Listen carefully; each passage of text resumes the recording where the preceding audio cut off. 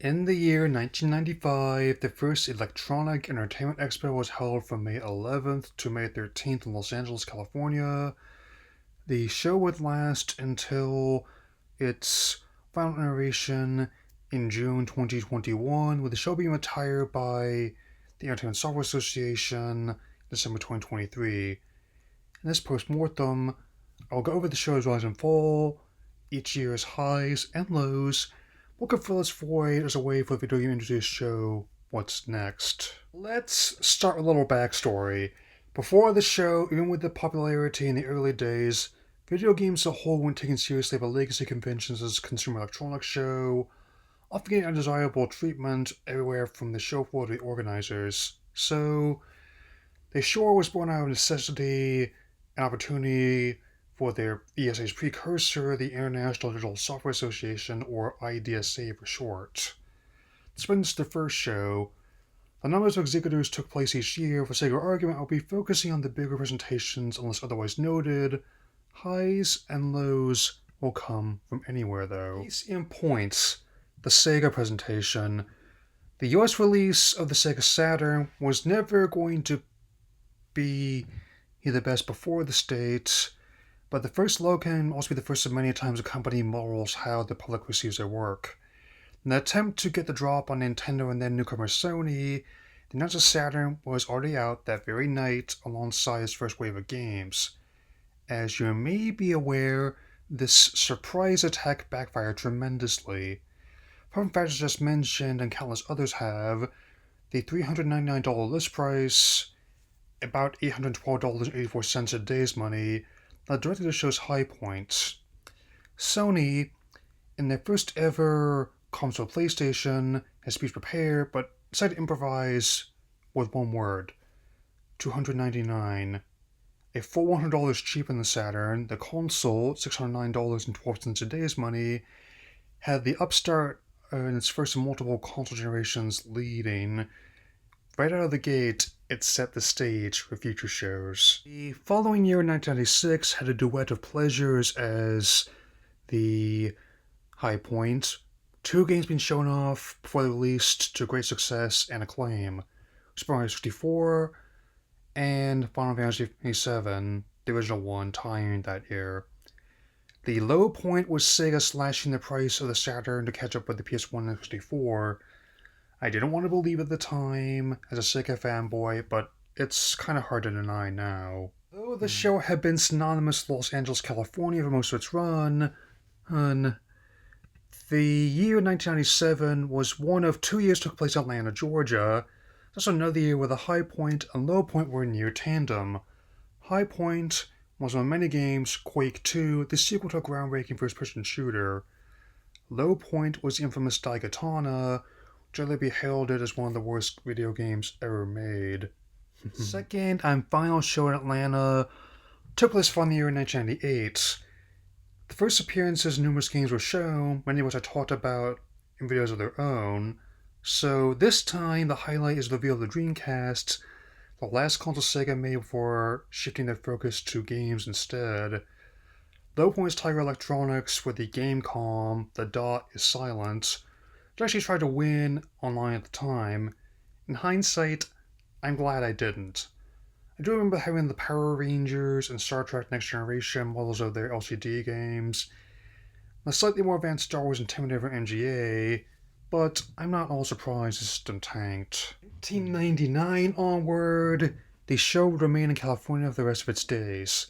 The high point and low point were with the signals in their own ways in the new millennium. High points revealed the PlayStation 2, which would become the most successful home console ever made. Low point is yet another showing of the infamous Daikatana. Let's just say those magazine ads were ironic in hindsight. Year 2000 set the stage that the show would follow for the rest of its existence. The shows that followed would show E3 at its peak, plateau, and death. Case in point, among the many games shown off, the high point would definitely be the reveal of Metal Gear Solid 2, Sons of Liberty. My low point is South Peak games, with the offering consisting of the much maligned Flintstones, Bedrock Bowling. Hey, they can't all be winners. As the new millennium officially began in 2001, so too did it mean new consoles. The Game Boy Advance, GameCube, and original Xbox all proved to be technical marvels for their time in distinct ways. Still, Microsoft got off to a shaky start, sketching their presentation the morning after Sony's party. Plus, the show itself was marred with technical problems. Nothing as bad as Windows 98 demo, but still more than enough to call that a low point. High point was definitely revealed Grand Theft Auto 3, which was released later that year to great acclaim and success, impacting the franchise and world sandbox genre to this day. The year 2002 may not have been as big a watershed as the last year, but the show still revealed numerous games that go on to become highly influential bestsellers. Microsoft also learned from their mistakes of last year's show, a wide range of games shown off. The high point and the shows was reveal Xbox Live. Annual fee aside, definitely set the standard for how to make online console gaming work, taking learning the PC space and applying to the living room. The low point was Acclaim, but not without decent games aimed in the catalog that year. Ones at the time showed that days are numbered, including Truck Revolution. That one stings a big fan of the game, so the Game Boy Advance version was made by a different team and was actually pretty decent. The year 2003 was a tumultuous one, and we needed whatever we could get to keep occupied. Fortunately, this year's show had lots to offer on that front. High point was easily Valve showing off Half-Life 2. Following the precedent of the previous game, it was released the following year to great acclaim and success. The low point 2003 was not the connectivity-focused Nintendo, but rather the show put on by Nokia for the N-Gage. Consists of a massive early 2000s Slam Rap concert, culminating the console, cell phone hybrids, price being revealed, playing 80s midriff. I get what they're going for, it sells. Based on $29 price point, $508.39 in today's money, it backfired. Granted, was the only reason its system became an infamous failure, but it didn't help. Again, I actually wanted one at the time. In hindsight, I'm glad I didn't get one. 2004 was very much a watershed year for games. I'm very happy to rest here. High point is easily the first of many public appearances from Reggie Fils-Aimé at the Nintendo show, who go on to serve as their American COO and president for over a decade. Miyamoto appearing was the icing on the royal cake. The low point was Infineon Labs and their console, the Phantom. Even with the benefit of hindsight, the system is as elusive as the name suggests. For promising and delivering are by no means uncommon in this business, but most people would hope a product formally releases. Regrettably, not be the last console of its kind over the last 20 years. The year 2005 planted the seeds of the next generation with Xbox 360 scene released later that year. The PS3 and Wii, or Revolution it was known at the time, following the year after. Even so, the OG Xbox, GameCube, and PS2 still had some miles left in the tank. The show also saw its highest attendance that year, with 70,000 people taking part.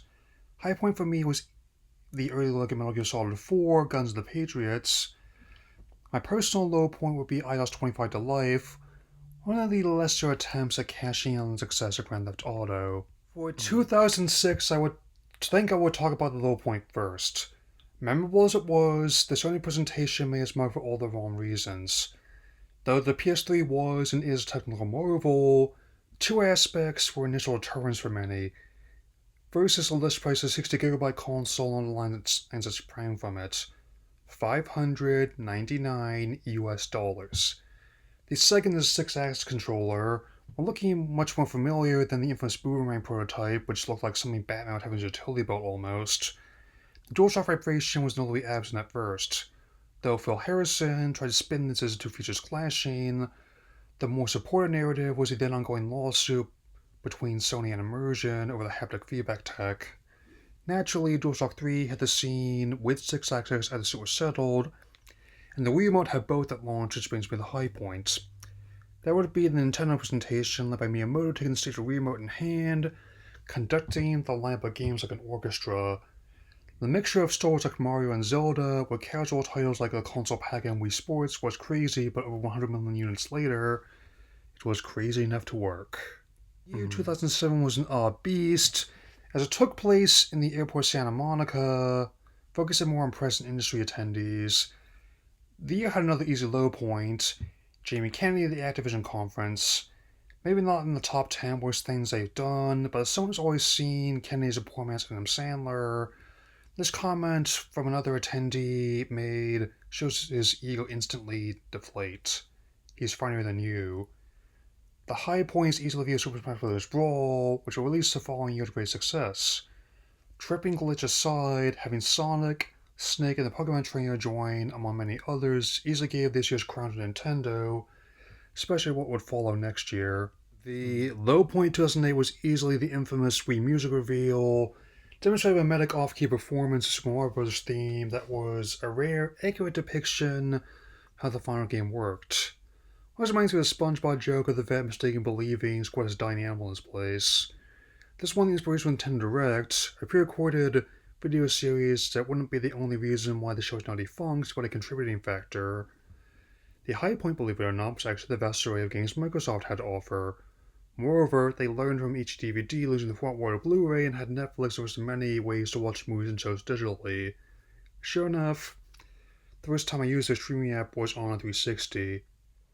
The following year, 2009, is when the pendulum would swing back to Microsoft for being the low point, with this being the first of multiple years obsessing over the Kinect, or Project Natal that it was called at the time. So when they fall under an interesting idea in theory, but a key example of why tactile feedback is important in practice. High Point is another surprise, showing off the Beatles rock band for release on September 9th of that year, the same day as limited edition to their whole discography. Year 2010 would see a whole new decade and many new possibilities for interactive entertainment and more industry shenanigans. I don't want to be too heavy on Microsoft yet, so let's give the low point another easy target, the now infamous Konami presentation. It wasn't really the games, but rather the stage presence of the people on stage, with Fuji and the wrestlers being the most notable.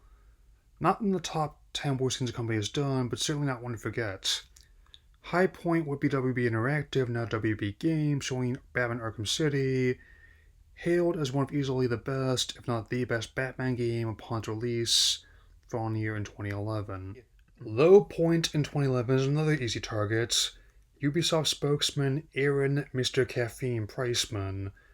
Not the top 10 worst things they've done in hindsight, but certainly was memorable for all the wrong reasons. The high points memorable for all the right reasons.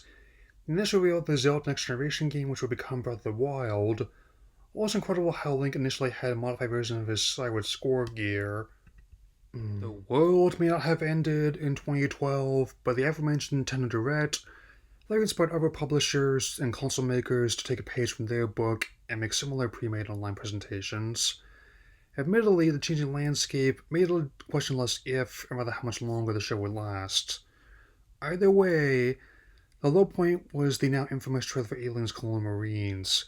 Well, not the first or last bold shot to exaggerate a game's look and performance, the fallout from the final release was so bad it's the reason why game advertisements now have to legally disclose whether or not what we're seeing is real, an engine, work in progress, or not actual footage.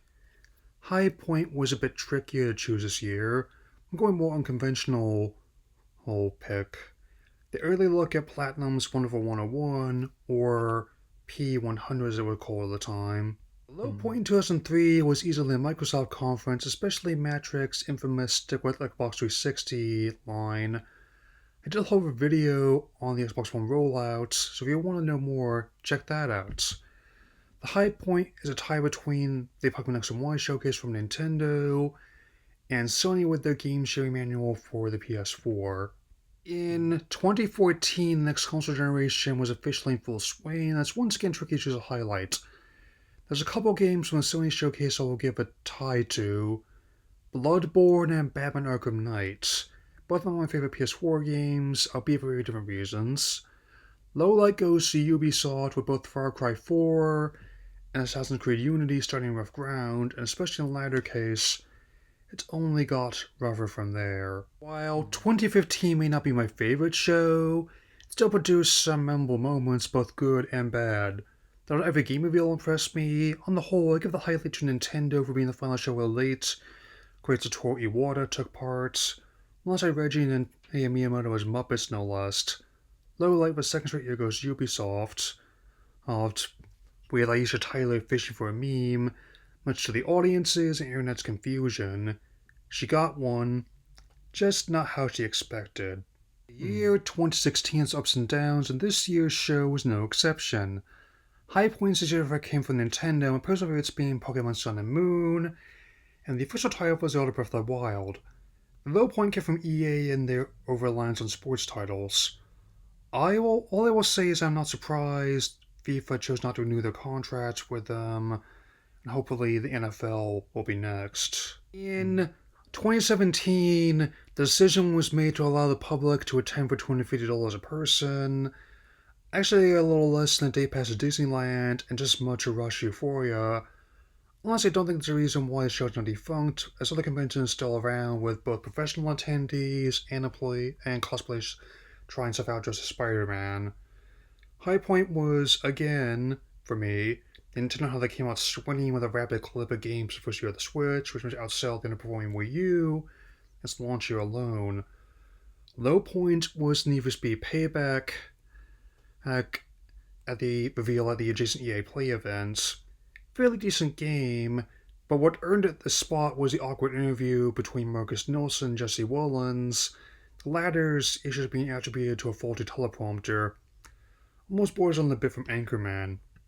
I'm Ron Burgundy? In 2018, it became clear that even with public attendees, the show was feeling the sting of competition from other venues like South by Southwest, Tokyo Game Show, and Gamescom. The fact that I've been speedrunning the moments of 2010s shows as much. Regardless, I get the low point of this year's Square Enix for only having two games not previously shown. The Quiet Man and Babylon's Fall, neither of which were received well on release. High point goes to Nintendo Treehouse events, specifically ones related to Super Smash Bros. Ultimate. Since these not only got revealed to return, but newcomers joined. The Inklings from Splatoon, and the long requested Ridley from Metroid. The year 2019 was the end of an era in many respects, not just because of what happened the following year. The absence of Sony, who was the biggest company to sit the show out in favor of their own, Nintendo and Microsoft were more than capable of filling the void. With all manner of presentations, the personal highlight was Keanu Reeves' medic appearance from Cyberpunk 2077.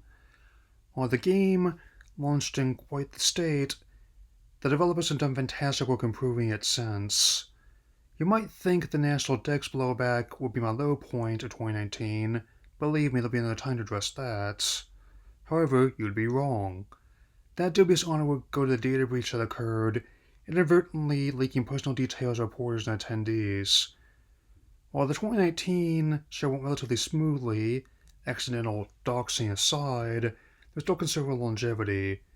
Yes, Hey had grand plans for the next decade, though. This includes participation from influencers on YouTube and Twitch, and Q-tainment experiences while people waited to play. However, as I've noted before and will explain further, that would never happen. In March 2020, the COVID-19 pandemic would upend every facet of life, with the travel industry being hit the hardest. This caused the ESA to cancel the 2020 show outright, so it would have been impossible to guarantee a safe amount of social distancing even without proposed experiences. This set the stage for what would later become the show's final incarnation. From June 12th to 15th, 2021, the final incarnation of the show streamed online. With the show having a scaled-back presence and no guests on the show floor, it was up to presenters to carry the show. To be fair, they did make their best efforts given the circumstances. High point for me was Nintendo's presentations, specifically Kazuya coming to Smash Bros. Ultimate. A low point was definitely Take-Two conference, was a glorified TEDx talk about inclusivity and lieu of any including games. As stated before, while I agree it's an important topic, I also agree it wasn't the best time or place to discuss it. It still reminds me of Starbucks' failed Era campaign and the SNL sketch about a similar failed campaign from Pep Boys. Regardless, the ESA still tried to make Fetch happen with future shows. The intent was to return in person the following year in 2022, until a rising case of COVID again called for cancellation with a digital show instead. Eventually, plans for that fell through, pushing again to June 2023. Then, one by one, presenters backed out. The loss of Sony was one thing, it grew less likely after Nintendo and Microsoft opted out for their own shows. Then Sega backed out. Then Ubisoft. Then Capcom. Then Epic. Then Tencent until the show was finally axed. On December 12th of that year, the ESA officially confirmed the show was done. To wrap this up, let's have a look at what's next. Though the show had long been facing headwinds in a post-COVID, post-digital age, the announcement of retirement nonetheless marked a bittersweet end, started speculation on what could come next. Many live shows have thrived where later years E3 often floundered. There will be many more to fill its void. Likewise, the show will hold a special place in many gamers' hearts for those around to see it, and Spirit will live on in both good and bad times through the show's online presentations that have come since. Game reveals and offbeat memes will survive alike. I think the parting words on the public announcement put it perfectly. Thanks for the memories. Mm-hmm.